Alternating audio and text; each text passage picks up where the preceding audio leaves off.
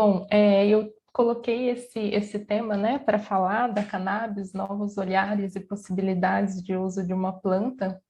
E a minha intenção aqui, na verdade, é só trazer um pouco de luz, assim, né, para a gente que fala tanto, né, de olhar para as plantas, de estar em contato com as plantas, de trazer um pouquinho de luz para essa planta aí, que é uma planta que, enfim, eu vou trazer um pouco da parte histórica também, que ela sempre esteve ao lado da humanidade, ao lado dos homens, e que hoje é uma planta discriminada, né, uma planta encarcerada.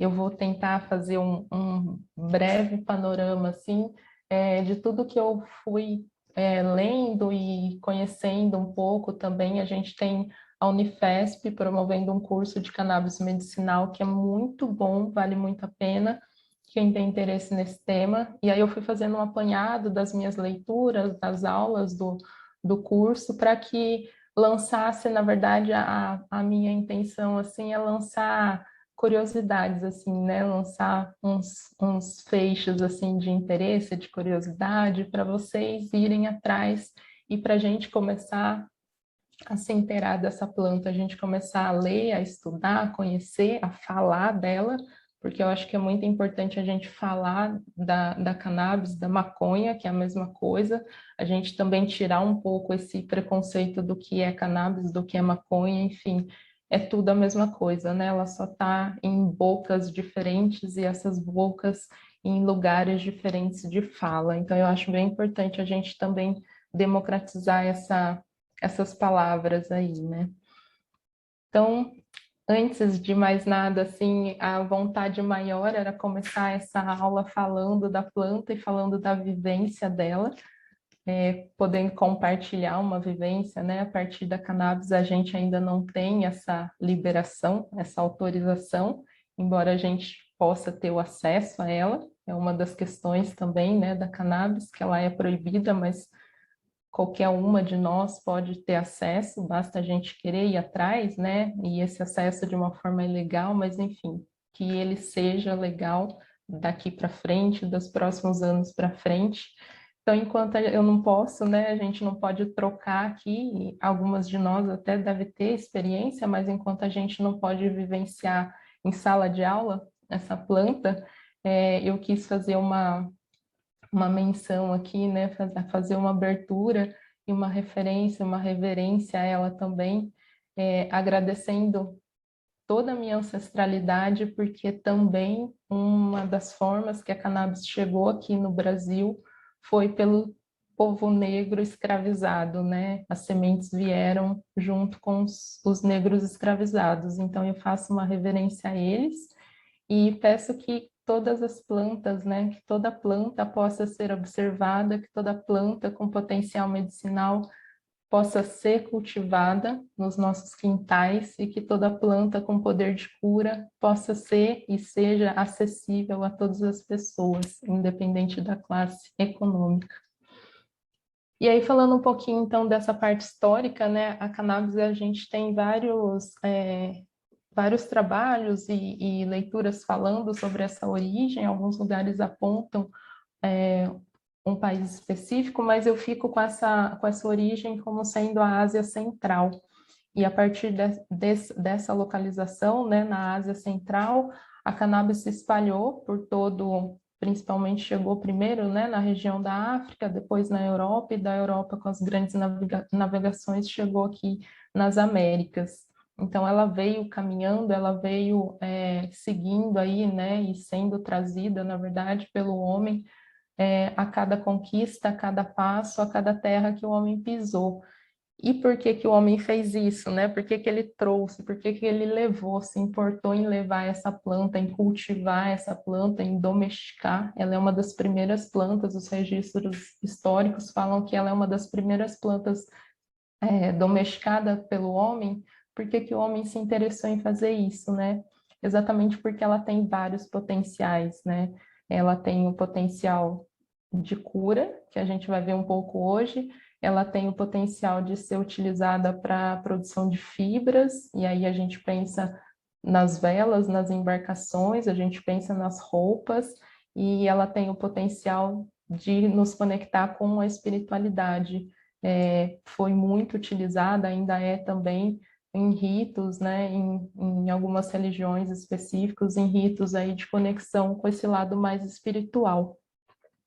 Então, essa relação, ela não é de hoje, né? Falar de cannabis, hoje em dia, a gente está aí num boom, falando, e isso é muito bom, falando cada vez mais, conhecendo cada vez mais, mas essa relação do homem com a cannabis, ela não é de hoje, ela vem de muitos e muitos anos. Alguns registros indicam aí há 10 mil anos, né? E como sendo também uma das primeiras plantas cultivadas e domesticadas. A gente tem aqui na farmacopeia chinesa de 2.727 anos antes de Cristo, então aí pelo menos há mais de 5 mil anos, o imperador da China, Sheng Zhen, ele usava a cannabis para tratar de dores articulares e de gota. No Egito Antigo também ela era utilizada, além do uso medicinal, com essas propriedades de produção de fibra a partir das folhas, matéria-prima também para se produzir papiros e em rituais religiosos. E aí a gente tem essa deusa aqui, Sechat, que ela é a deusa da biblioteca, dos escritos, protetora dos livros e do conhecimento. E aí, de novo, né, a cannabis tendo esse papel aí de certa forma, fazer com que a gente se abra, né, pensando até nesse efeito mesmo mais psicotrópico dela, né, da gente se abrir para esse conhecimento, da gente estar nesse lugar, né, que várias literaturas, várias letras de música, inclusive, falam, né, para deixar a gente pensar melhor, deixar fluir melhor os pensamentos. Então, isso não é de agora, isso vem lá do Egito Antigo também, e referência a essa deusa, que inclusive ela tem uma folha de cannabis aqui na cabeça, né, e era a deusa aí do conhecimento. De 2000 a 1400 anos antes de Cristo, ainda os Vedas também aparece a referência, né, do uso da cannabis, ela sendo descrita como um presente de Shiva para a humanidade, por ser uma fonte de felicidade, de alegria, cordialmente oferecida para nos ajudar a alcançar o prazer, perder o medo e nos libertar da ansiedade. Então, a cannabis aí, de novo, com esse papel, né, de trazer alegria, de proporcionar coisas boas, né, para o ser humano, e não tudo isso que a gente vivencia hoje, ou que se colocou, né, nas costas da cannabis hoje em dia. 700 anos antes de Cristo, Heródoto, que é o pai da história, ele também registra aí o uso ritualístico e recreativo dessa erva pelos persas e bárbaros, e 430 anos antes de Cristo, a cannabis entra então na Europa pela Grécia e Roma, além das propriedades medicinais, nas quais ela era utilizada para dores, de novo, confecção de velas, cordames e vestimentas. Já na era cristã, Avicena também utilizava cannabis para tratar de gota, de edema, de infecções.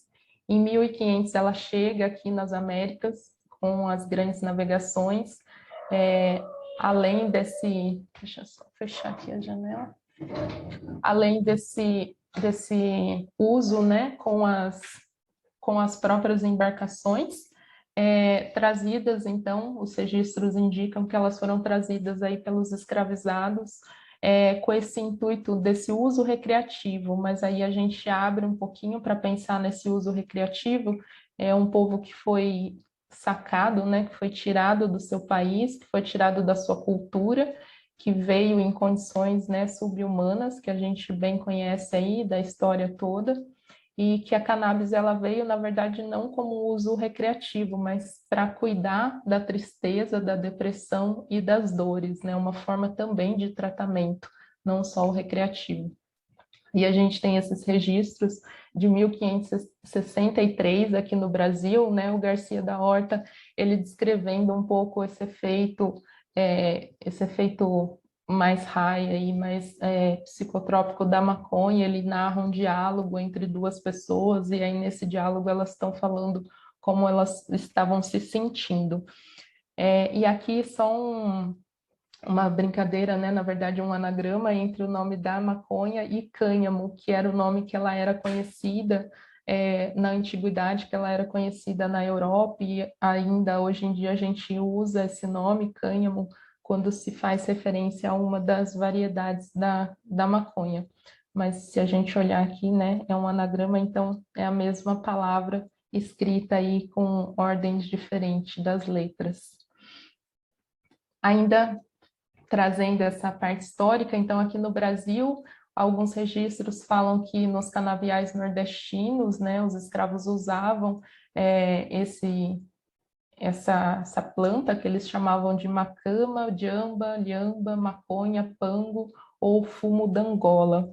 E no século 18, 1785, a gente tem um registro no qual a metrópole, né, Portugal, estava preocupado e querendo que aqui no Brasil se plantasse maconha com a intenção de se produzir aí o cânhamo, né, essa planta, essa variedade da cannabis que é mais utilizada para a produção da fibra. Então, nesses registros, fala aqui em 4 de agosto de 1785, o vice-rei, ele envia uma carta ao capitão-general e governador da capitania aqui de São Paulo, recomendando o plantio, então era oficial, né, recomendando o plantio do cânhamo por ser de interesse da metrópole. E aí ele remetia ao porto aqui 16 sacas com 38 alqueires de sementes da maconha para serem plantados aqui no Brasil.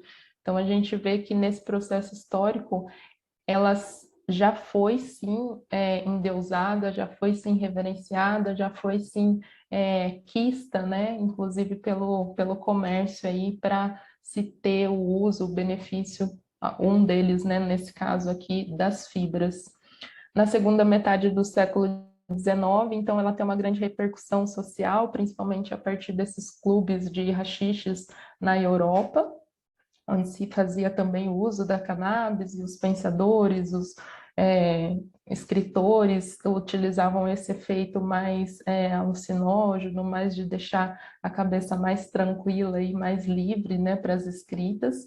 Aqui no Brasil, ela estava muito nesse lugar também, além das fibras, no lugar também do medicinal.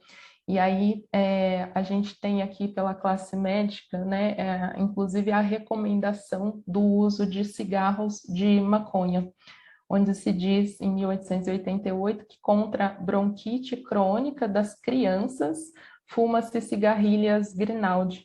Na asma, na tícia laríngea e em todas, né, todas as infecções, assim. Então, para insônia, para catarros, a gente tinha essa recomendação, ela estava aí na farmacopeia brasileira, né, como uma indicação de um tratamento. Então, de novo, nesse lugar terapêutico, a cannabis. Em 1830, a gente tem a primeira proibição, e aí eu até coloquei aqui uma gravura do Caribé, né? Porque é quando se tem também, aí começa a se ter também questões proibitórias aí com relação a toda a manifestação, né? Cultural do povo negro. Então, se proíbe também a capoeira, enfim, que a religião, tudo o que fazia referência, né, à África foi sendo proibido desde lá de 1830, 1930, enfim, todo esse histórico de proibição, de perseguição que até hoje a gente acompanha aí com relação principalmente aos terreiros e à religião afro-brasileira. Então, em 1830, a gente tem essa proibição do pito do pango. Pito porque a cannabis ela era fumada em um cachimbo.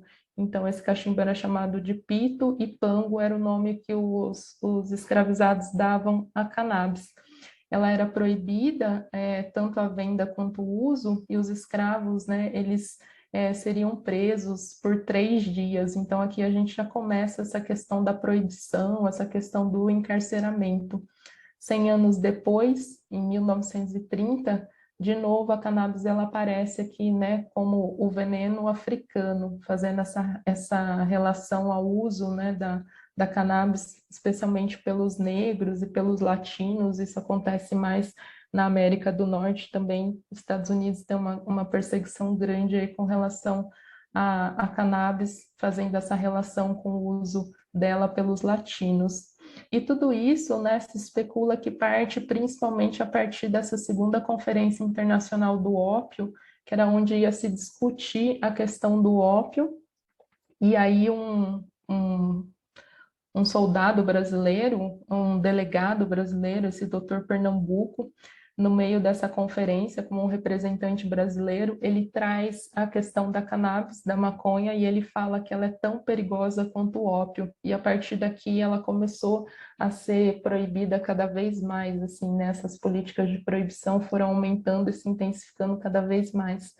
E aí eu trago aqui também, né, algumas reflexões para a gente pensar que é algo que é histórico, é algo que está muito relacionado, né, aos escravizados, ao povo negro e que hoje se reflete, né, nessa grande população de encarcerados que é principalmente negra, essa grande população de pessoas que acabam morrendo, né, e na guerra às drogas, né, que é uma guerra que a gente vive aqui, que está bem mascarada, assim.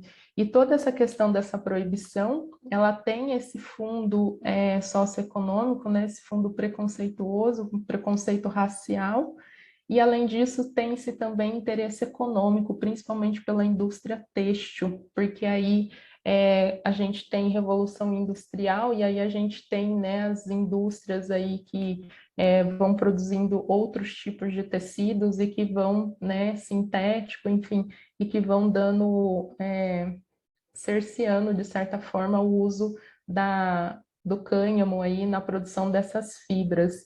E a indústria farmacêutica, que também até hoje é uma das que, de certa forma, segura aí, né, esse uso terapêutico da cannabis. Então, só um apanhado rápido, assim, histórico, de tudo isso, desde lá do início, né, até o que é a nossa realidade hoje de uma planta que é proibida, que está encarcerada, né, que é a planta que é encarcerada, né, e aí a gente pensa na todas as que a gente tem no nosso quintal e dessa liberdade que a gente tem de plantar, de trocar sementes, e com a cannabis a gente não pode fazer isso, né, a gente não tem essa liberdade.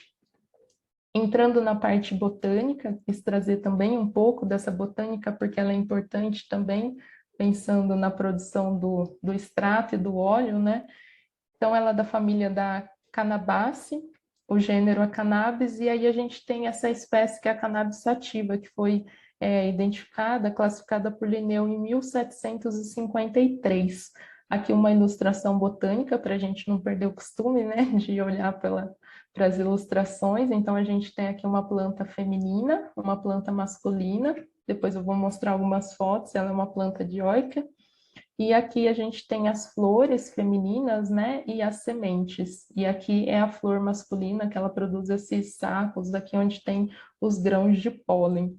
Como nome popular, então, a gente tem brizola, maconha, jamba, baseado, beck, fumo de Angola, banza, enfim, então uma variedade de nomes aí, sempre nesse lugar também, né, de se mascarar aí uma planta, de se mascarar o nome de uma erva. Aqui uma imagem para a gente olhar mais de perto, então, a planta masculina, com esses sacos aqui, onde se tem os grãos de pólen, e aqui a planta feminina. A diferença entre elas, a gente só vai ver na hora que ela começa, que ela entra nessa fase germinativa, e aí ela começa a produzir, né, ou as estruturas masculinas ou a feminina. Aqui de novo, né, uma planta com os sacos aqui com os grãos de pólen dentro, e essa daqui é uma feminina. E a feminina, ela produz as flores, né, que a gente, na verdade, é uma infrutescência. A masculina produz inflorescência, a feminina é classificada como uma infrutescência, porque ela consegue produzir frutos aí de forma partenocárpica, sem precisar necessariamente de uma fecundação. E ela produz bastante, aqui a gente vê que está como se fosse nebuloso, assim, né? Essas folhinhas aqui, que são as folhas onde ela condiciona, ela tem bastante tricoma, que são esses reservatórios dos canabinoides e dos terpenos. A gente vai ver que ela produz muitos terpenos também. De novo, olhando aqui, com mais detalhe, esses tricomas, onde se tem aí os canabinoides, né, acondicionados. Aqui a planta feminina, aqui a inflorescência feminina, com as brácteas, né, os pistilos que onde ela também, além de ter acondicionado os canabinoides, também da onde o grão de pólen, né, se localiza. Quando ela é fecundada, então ela produz aí as sementes, os frutos, e aqui uma semente dela. E aqui a infrutescência quando é colhida, né, essas flores femininas quando colhidas.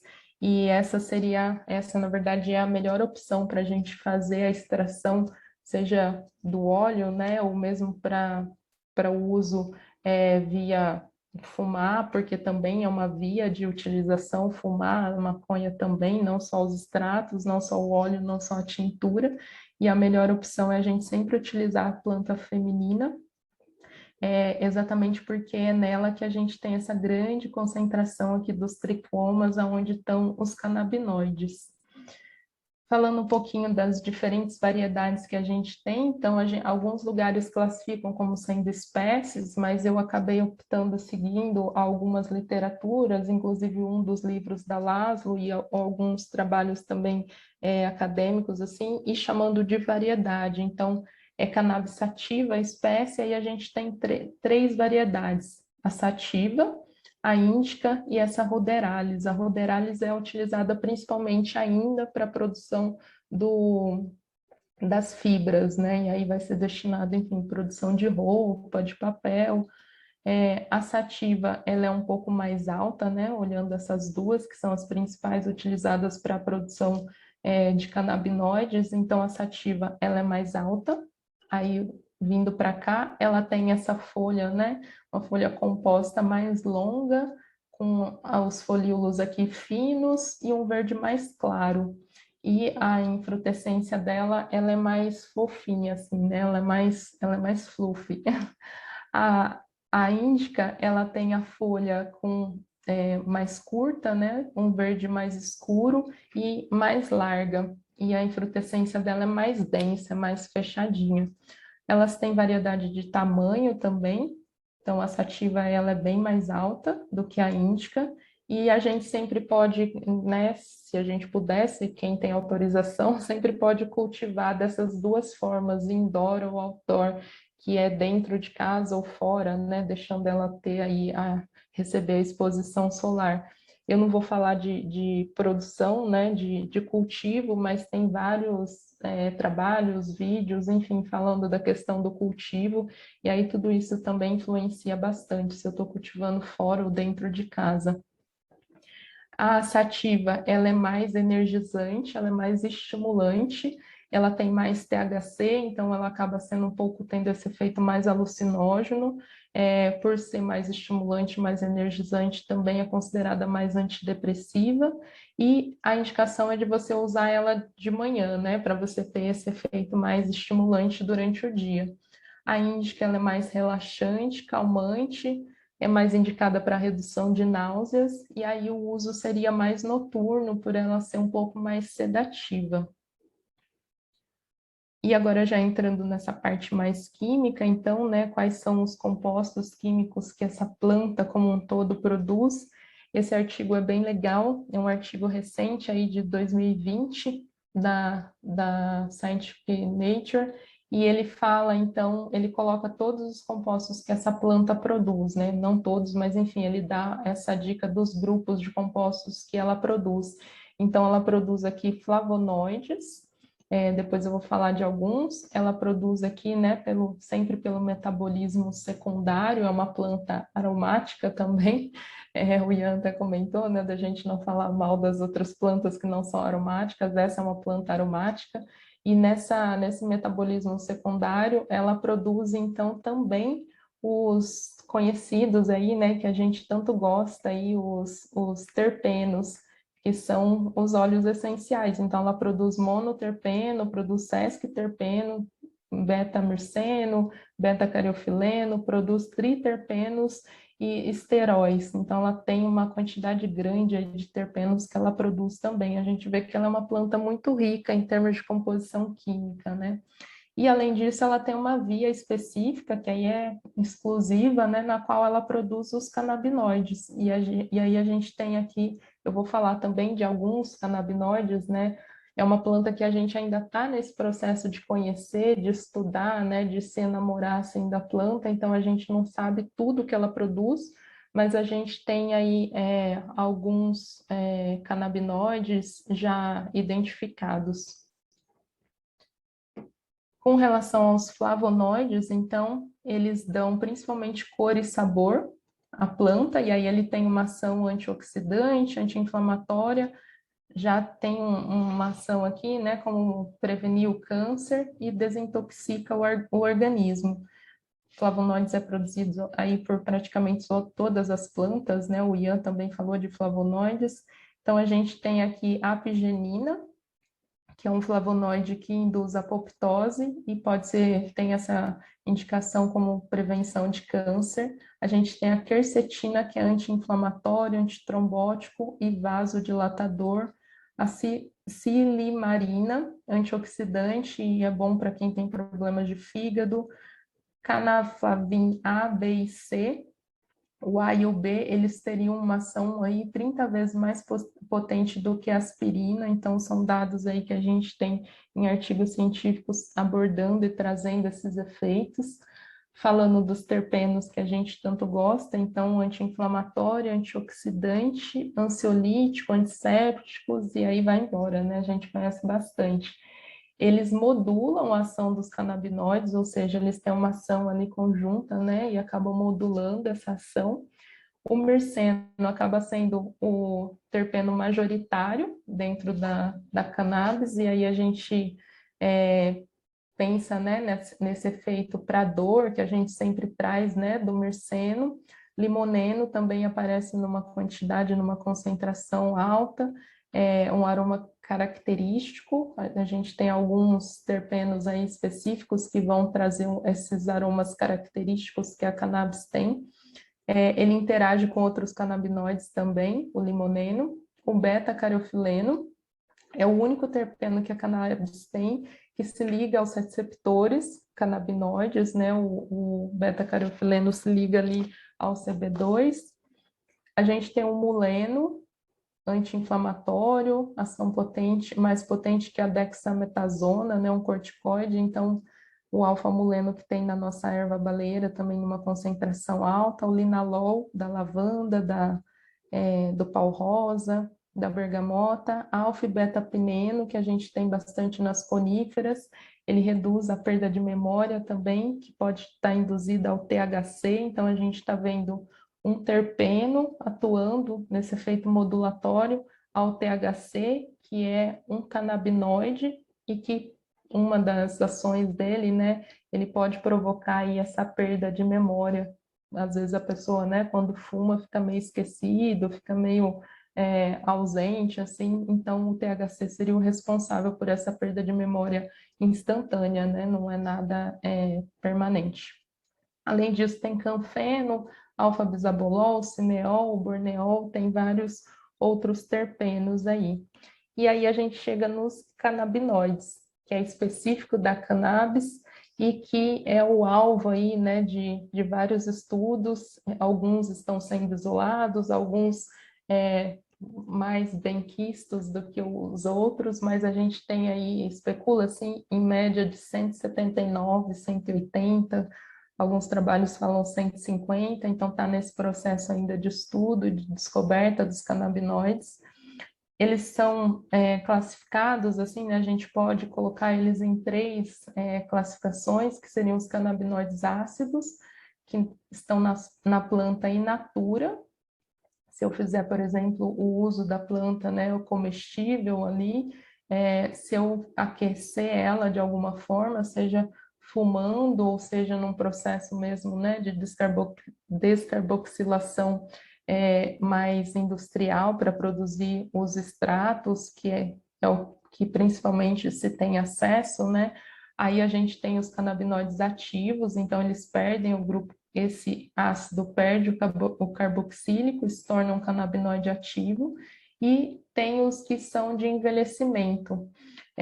que se fala também de cura, né, que é esse processo de envelhecimento aí. Ocorre principalmente quando a cannabis fica parada também por algum tempo longo, aí ela começa, os canabinoides dela, os ativos, começam a se mudar aí, né, se intercambiar, e aí aqui a gente tem todos esses canabinoides. Então aqui no verde, os ativos, tem ativo de ácido, desculpa, de THC, de CBD também, de CBC, depois os aquecidos e aqui os que são da cannabis envelhecida.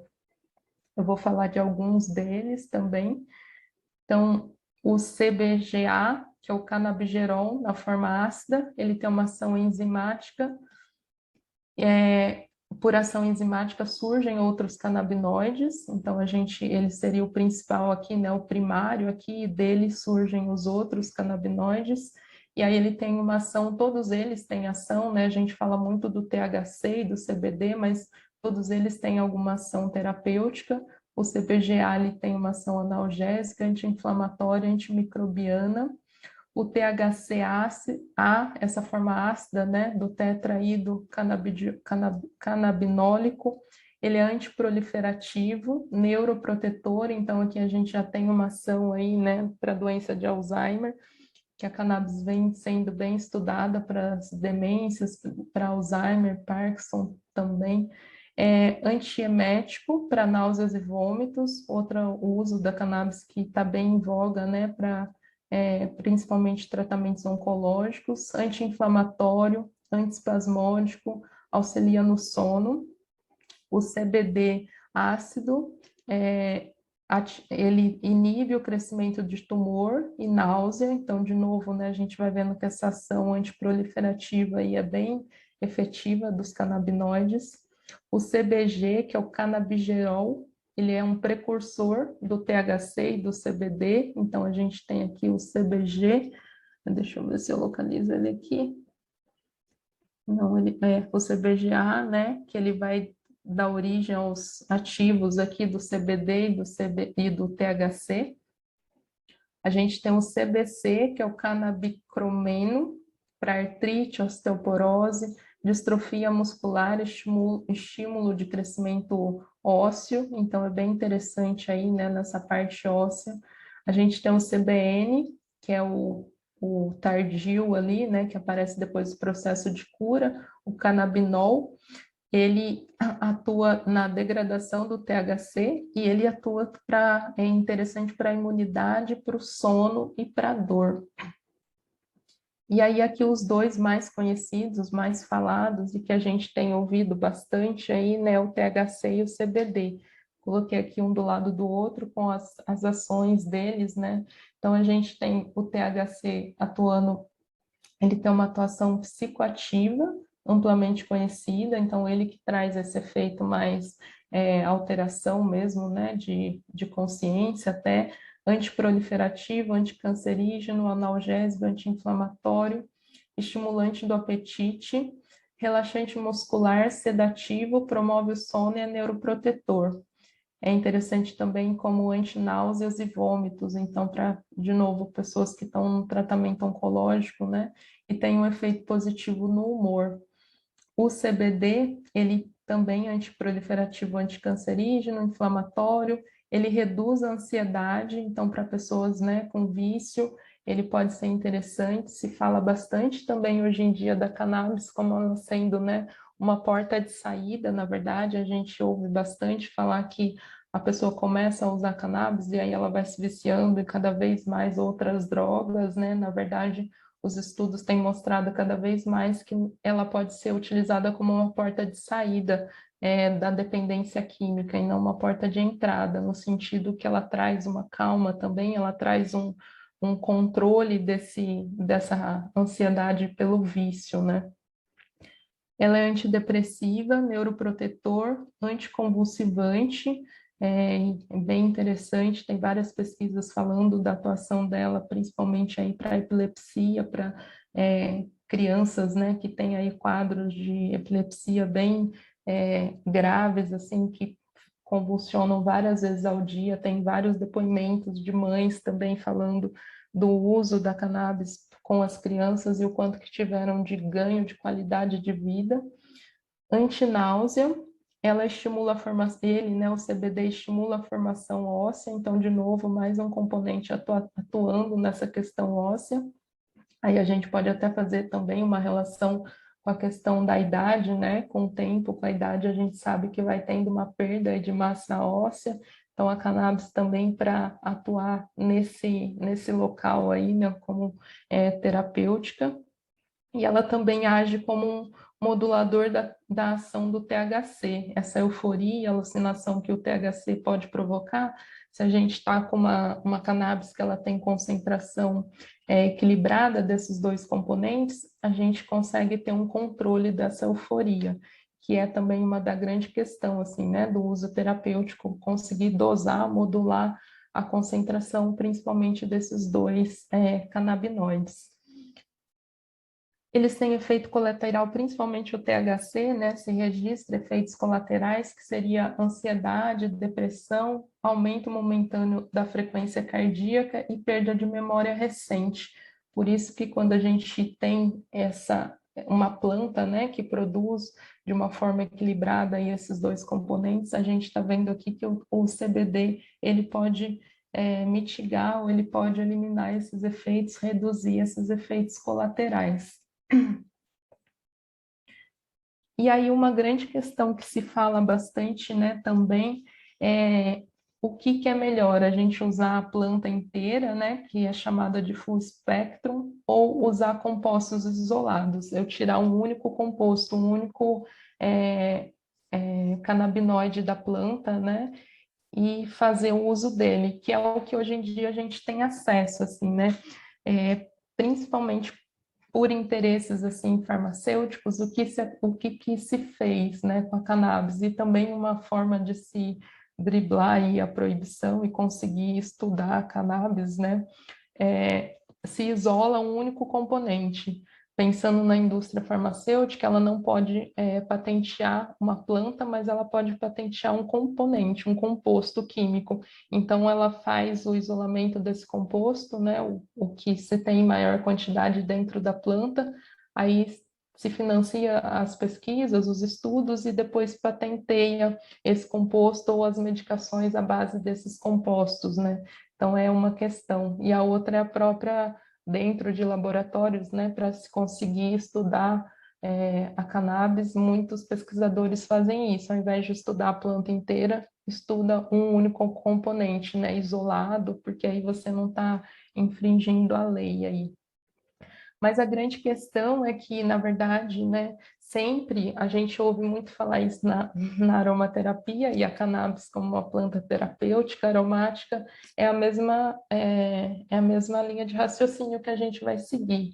Sempre eu escolher se eu uso uma planta inteira, um composto isolado, vai depender do que eu tô, de quem é essa pessoa e o que eu tô querendo cuidar, porque a gente tem também, né, nenhum medicamento, mais para frente eu vou trazer isso, nenhum medicamento ele um único medicamento age de uma mesma forma para todo mundo, a gente sempre tem essa interação da pessoa que está recebendo, né, esse organismo vivo aí que está interagindo com essa medicação, então sempre eu tenho que olhar para a pessoa e qual que é o quadro clínico dela, né, o que eu quero cuidar, e aí eu vou saber escolher se eu vou usar uma planta inteira ou um composto isolado. Mas na cannabis o que se fala bastante é desse efeito, né, efeito entourage, ou efeito comitê ou comitiva, que é exatamente a ação de, usando uma planta inteira, todos os canabinoides e terpenos e flavonoides também, de uma certa forma, eles vão interagir e eles vão potencializar o efeito terapêutico e vão reduzir os efeitos colaterais, esse efeito high aí que principalmente o THC provoca, ou seja, né, aquilo que a gente fala do óleo essencial, se eu estou usando, faço uso, né, se pudesse isolar um único componente dentro do óleo, ainda na aula hoje a gente estava falando isso, eu conseguiria mapear algumas vias de ação, eu conseguiria ter um efeito, mas quando a gente usa o óleo essencial e todas essas dezenas de moléculas que tem lá dentro, a gente sabe que uma vai interagindo com a outra, e aí eu posso ter uma resposta, a Carla pode ter outra, a Giovana outra, a Carol outra, cada pessoa vai ter uma resposta, porque a gente está usando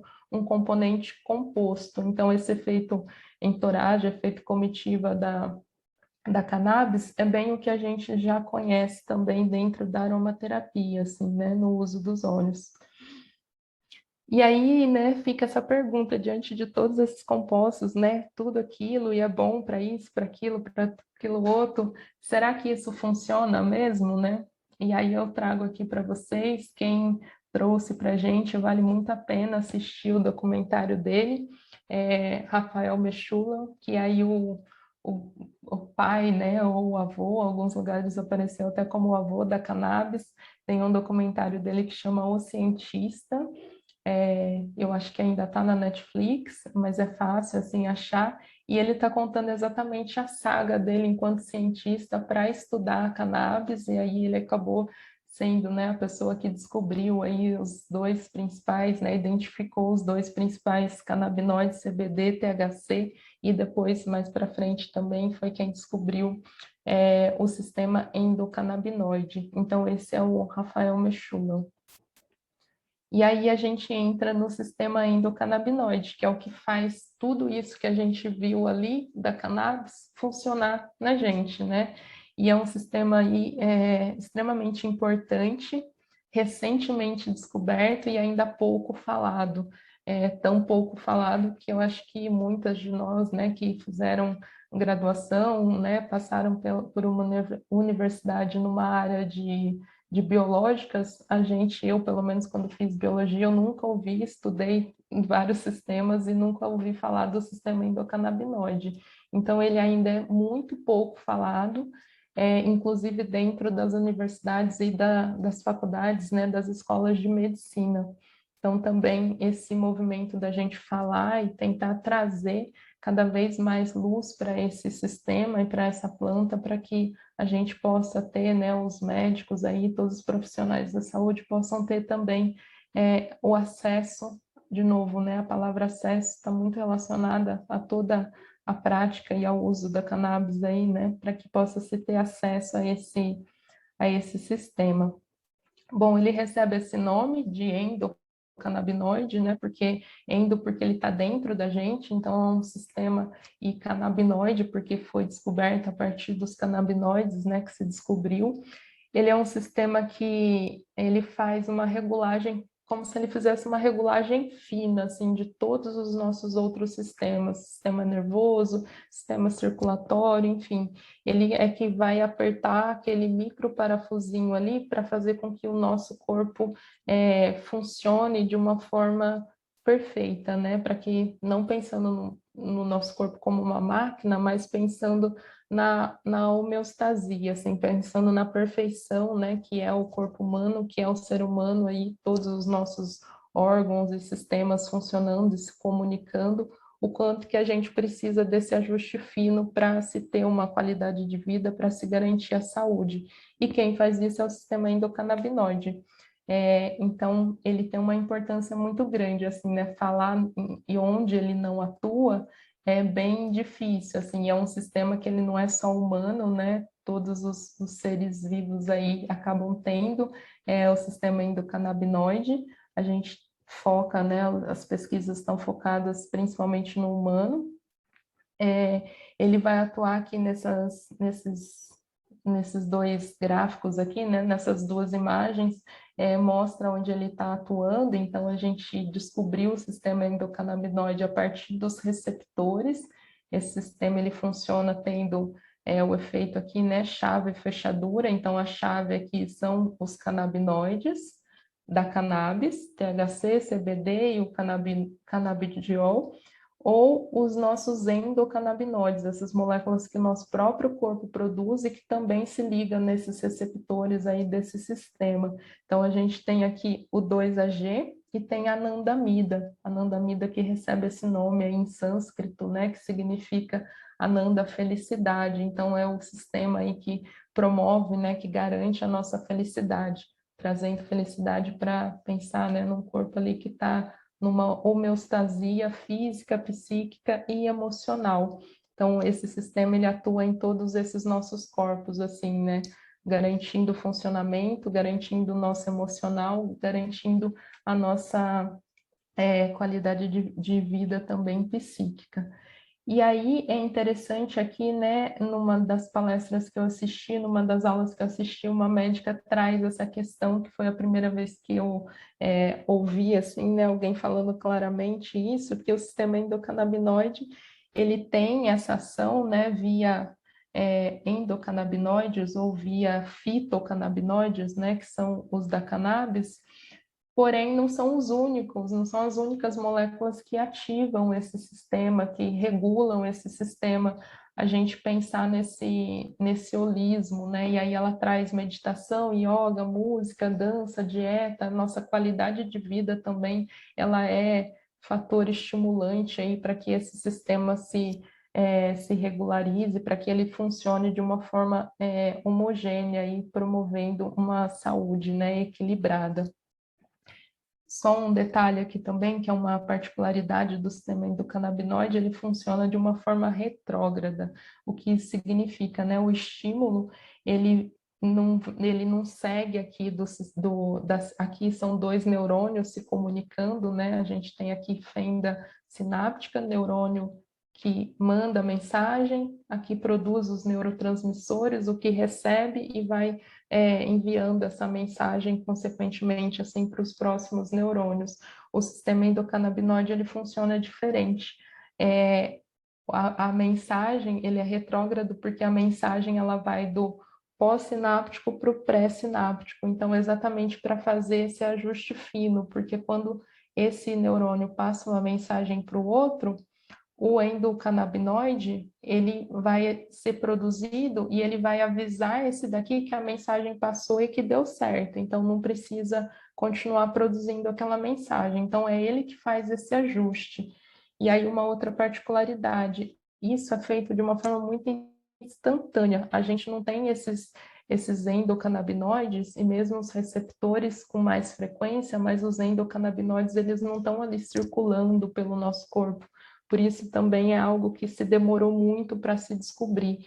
Ele é produzido, aí ele faz o papel dele aqui e rapidamente ele é degradado.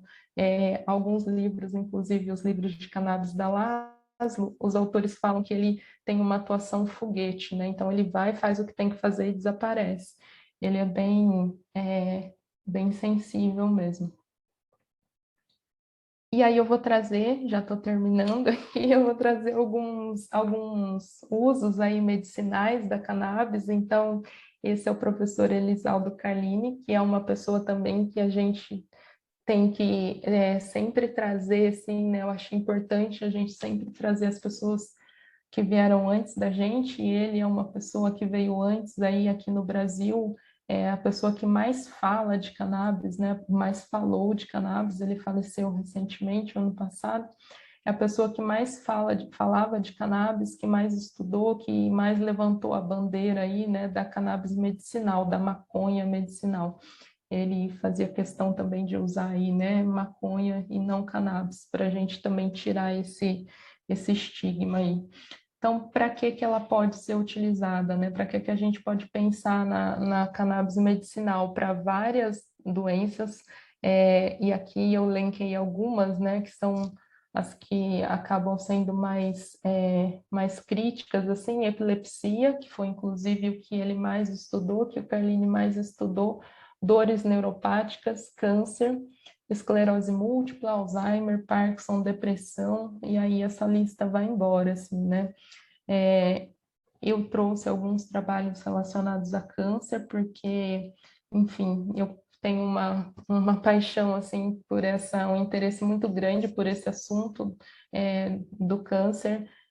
Já acompanhei uma pessoa, né, um paciente oncológico, e vi o quanto que é sofrido, quanto que os efeitos colaterais da quimioterapia são, e da radioterapia, mas principalmente da quimio, que foi o que ele fez, o quanto que isso é devastador, assim, né, na vida da pessoa. Então, não é possível a gente não conseguir, de alguma forma, trazer um bem-estar, a gente conseguir, de alguma forma, promover a saúde da pessoa de uma forma que seja acho que uma promoção de uma saúde digna, porque às vezes a quimioterapia parece que ela tira mesmo a dignidade da pessoa, né?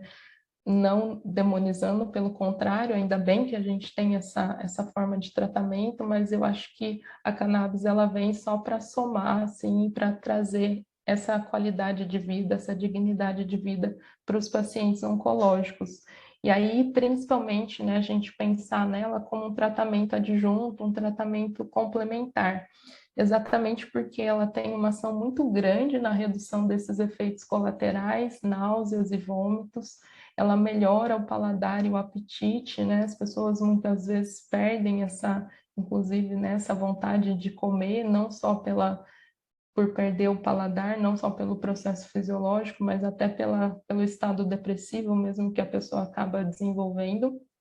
Então, o THC, principalmente, ele atua nessa questão do apetite, ajuda a controlar a dor, né? Essa dor que é multifatorial nos pacientes oncológicos, né? Desde um câncer de osso até a própria químio, as medicações, enfim, o processo cirúrgico, a dor está sempre ali presente, né? Nesses pacientes, então ela ajuda a controlar a dor e, consequentemente, reduzir o uso de opioides.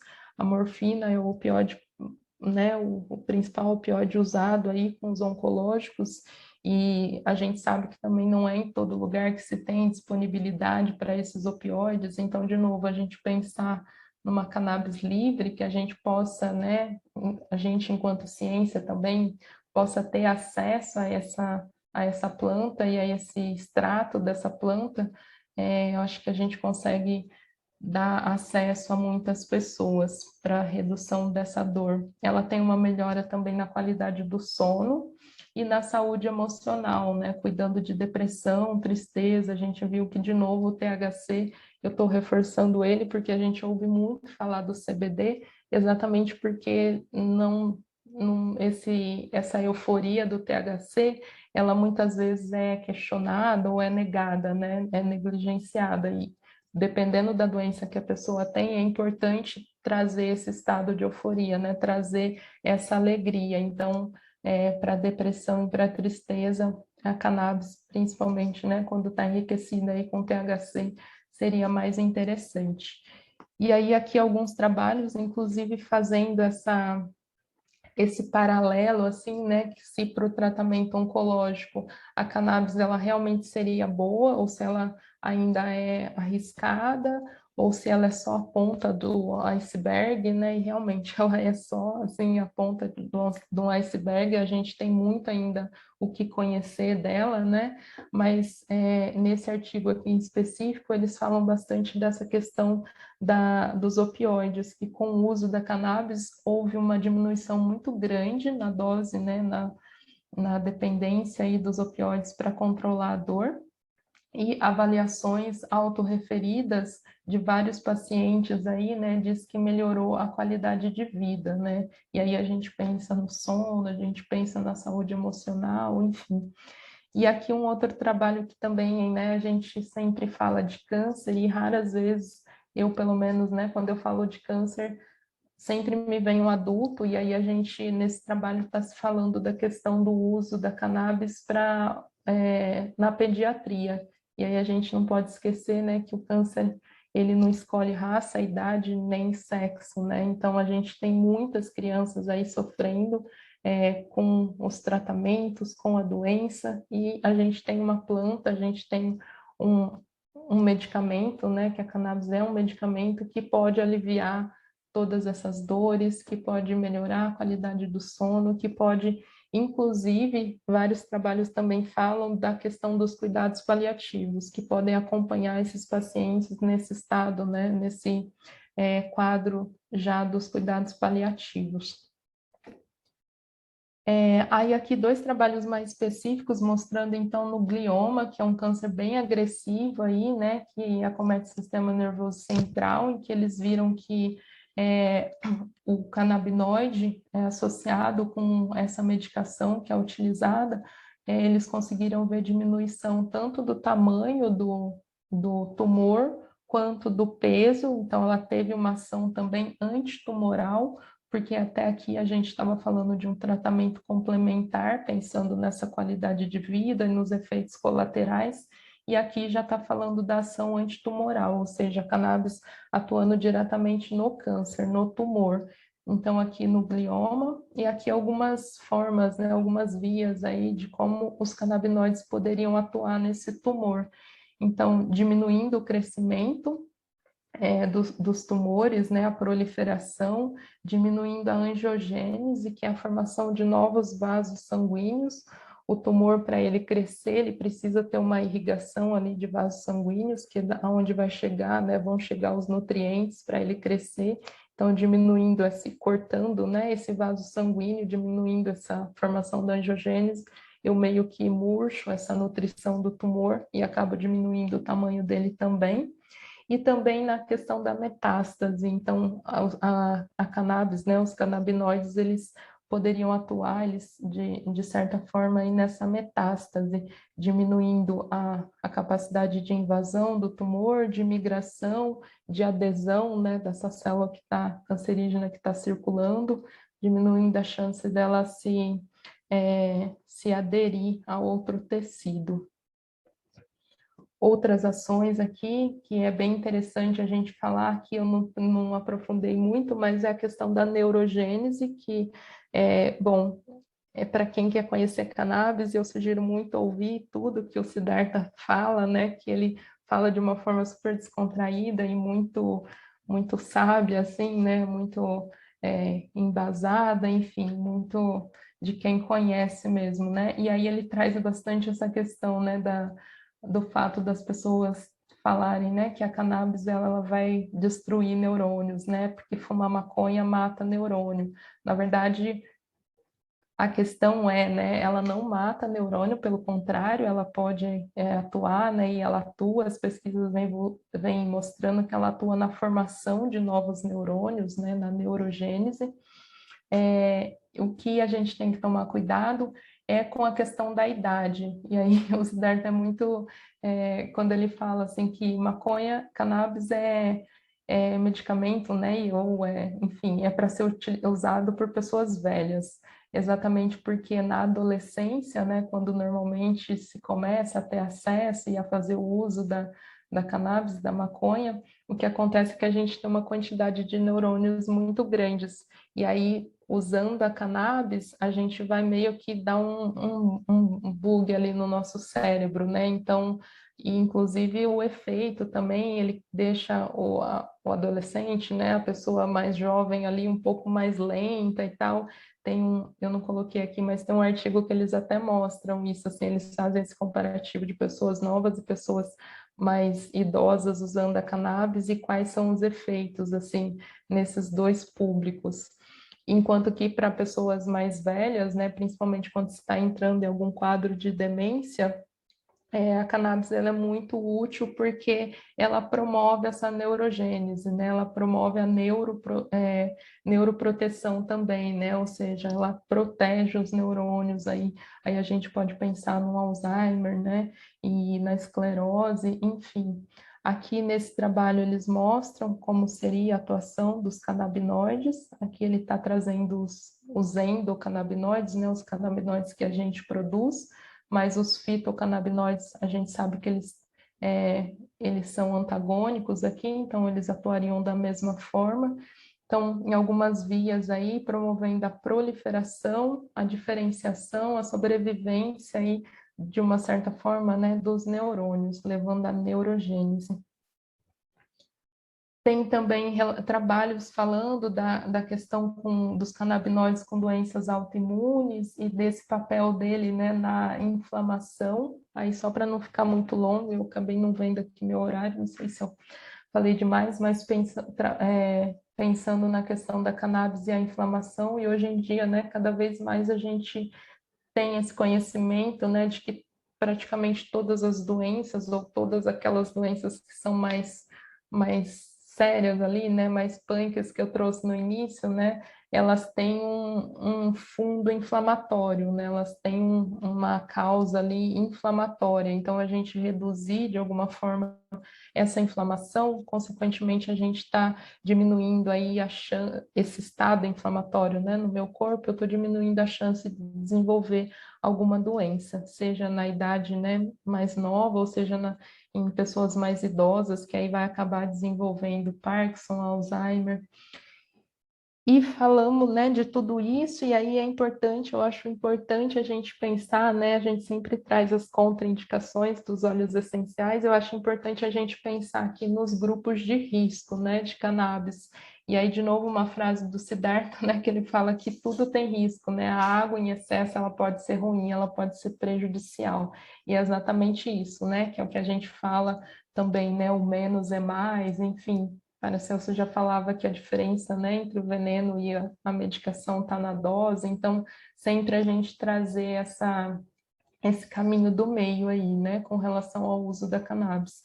E aí, grupos de risco, então, gestantes, tem várias controvérsias, né, pessoas que usam cannabis enquanto estão gestantes e que não tiveram nenhum problema, mas a gente sempre tem que pensar que nesse momento eu estou gestando né, tem um novo ser ali, nessa dependência, inclusive, né, do meu corpo, então eu não posso agir, pensar só pelo meu corpo, é, é prudente, né, a gente pensar nessa vida que está ali dentro e tudo que a gente usa vai passar de alguma forma para esse bebê. Então, alguns falam que não tem problema, mas a gente vai eu pelo menos, né, vou pelo melhor não.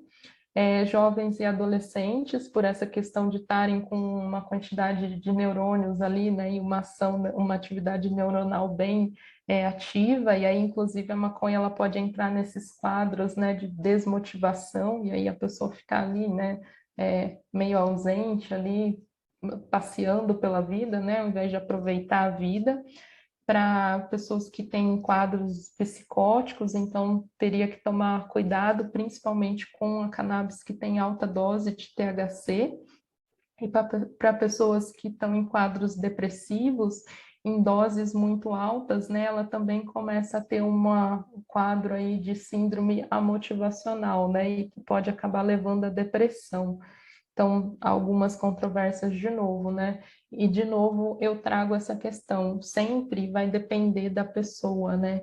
A cannabis também a gente pode ter experiências ruins, e isso vai desde o contexto social, né? Se eu estou usando na minha casa, se eu estou usando no meio de uma festa, se eu estou usando com pessoas, né, que têm uma energia, num lugar que tem uma energia boa ou num lugar que tem uma energia carregada, isso vai influenciar a qualidade da cannabis que a pessoa está utilizando, e aí de novo entra nessa questão do proibicionismo, né? Se eu tenho acesso a algo que eu conheço, a algo que eu plantei no meu quintal, é diferente do que eu comprar um bagulho mesmo, né? Que eu não sei de onde veio, eu não sei o que tem ali, o negócio é um macerado de coisa verde.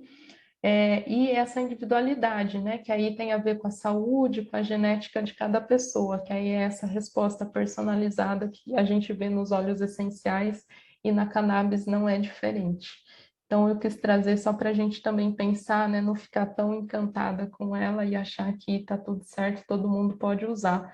Sempre, hoje em dia, né, no Brasil, a gente tem é, várias associações, depois eu vou mostrar algumas, e o ideal quando a gente vai fazer, né, quando a gente opta por seguir esse tratamento utilizando a cannabis terapêutica, é a gente passar por um médico, né, a gente ter o acompanhamento de um médico aí para que a gente possa, inclusive, fazer essa dosagem. Eu não falei aqui, mas também a gente tem, além das variedades da cannabis, se tem várias, enfim, foi se criando, se cultivando, produzindo, assim, várias outras estirpes, né, que é o nome que se dá, assim, e aí aquilo tem cannabis com cheiros, com cores, com aromas diferentes, tem toda uma gama aí, né, que dá, inclusive, para escolher, assim, tem alguns sites que tem desde o efeito que ela causa, né, até a cor, o cheiro, enfim, dá para a gente ter um catálogo aí de cannabis, mas em se falando dela terapêutica, isso mais para o uso recreativo, falando dela terapêutica, é importante a gente conhecer, ter um acompanhamento médico para que o médico ajude a fazer essa dosagem, principalmente, né, desses dois fitocannabinoides que são os majoritários ali, o THC e o CBD. Então, dá para se pensar em fazer essa dosagem, tanto quando eu compro, né, quando eu estou usando uma planta inteira ou quando eu estou usando o isolado. E aí ter uma proporção, né, 4:1, 28:1, enfim, dá para o médico ir auxiliando. E o que se fala bastante é isso, né, de se ter essa conversa franca com o seu médico, porque é uma terapia que também ela é muito autogestada, né, porque conforme você, o médico vai te passar uma dose que dentro dos conhecimentos dele seria uma dose segura, mas a gente sempre vai vendo como que o nosso corpo reage, né, e aí eu vou também entendendo como é que eu vou tomar essa medicação, né? Como é que eu vou tomar esse extrato, se eu vou tomar de manhã, se eu vou tomar à noite, como que o meu corpo reage, se eu vou tomar 10 gotas, se eu vou tomar 30 gotas, enfim, é uma coisa meio que a gente vai se entendendo, assim, né? É tudo muito novo ainda. E aí aqui só para já estou fechando mesmo, como é que andam as pesquisas, né? Então, eu joguei aqui nesses dois grandes bancos de pesquisas, né? De trabalhos acadêmicos, o PubMed e o Scientific Direct, e aí, quando eu coloco cannabis, né, como buscador, aparece aqui 26 mil trabalhos e no Science aparece 44. E aí, se a gente jogar eu coloquei, por exemplo, células-tronco, que era o que eu trabalhava também, terapia com células-tronco, a gente vê que vai para 100 mil, vai para 200 mil, enfim. Sobre a cannabis, a gente ainda pesquisa pouco, a gente ainda fala pouco, a gente ainda usa pouco, exatamente porque é uma planta que está condenada, né? Que está aprisionada, que está proibida. E, de novo, para terminar, então, que toda planta possa ser observada, que toda planta com potencial medicinal possa ser cultivada, que toda planta com poder de cura seja livre e acessível, porque hoje em dia a gente já tem vários medicamentos, inclusive liberados pela Anvisa, mas os valores são para quem às vezes está passando fome, não vai pagar R$ 2.000 num medicamento, né? E aqui algumas das associações, aqui no Brasil a gente tem a FACT, que é a Federação, me fugiu agora o nome, enfim, é a Federação Brasileira, assim, de todas as cannabis, né, de todas as associações terapêuticas, Federação de Associações de Cannabis Terapêutica, aí ela envolve, né, todas as associações aqui do Brasil, algumas ainda não são filiadas, mas as grandes e as primeiras aí com certeza estão. No Nordeste a gente tem a Abrace, que é uma das primeiras e uma que é super potente, assim. Aqui em São Paulo a gente tem a Abraflor, se eu não me engano é de São Paulo, e a gente tem esse projeto aqui, Mães Jardineiras, que é um projeto super legal, em que eles ensinam as próprias mães das crianças, normalmente são crianças, né, que têm epilepsia, eles ensinam as mães a cultivar, a fazer a extração e a administrar o óleo para as crianças. Então, acho que a ideia é que seja isso mesmo, né, que a gente tenha uma planta que a gente possa ir lá no nosso quintal e fazer o nosso chá de hortelã, assim, sem ter essa dependência financeira, sem ter essas questões todas aí que envolvem a saúde, né? E aqui a Movercan, né, que é o movimento pela regulamentação da cannabis medicinal, que é onde ocorre, né, a associação que está ligada aí à Unifesp, que oferece esse curso de cannabis medicinal, que é excelente, eu super recomendo. E aqui duas pessoas importantes, de novo, né, o professor Elisaldo Carlini, que é esse pesquisador da Unifesp, que abriu o caminho também para todos esses estudos, essas pesquisas que a gente tem aqui no Brasil, e o padre Ticão, faleceu no início desse ano, é um padre que celebrava missa, em louvor da cannabis, que falava de cannabis dentro da igreja e que é um dos idealizadores desse curso de cannabis. Então, de novo, né, a gente reconhecer as pessoas que vieram antes e o quanto que eles devem ter tido de enfrentamentos aí para que hoje eu pudesse estar aqui, né, falando de cannabis num encontro assim de aromaterapia.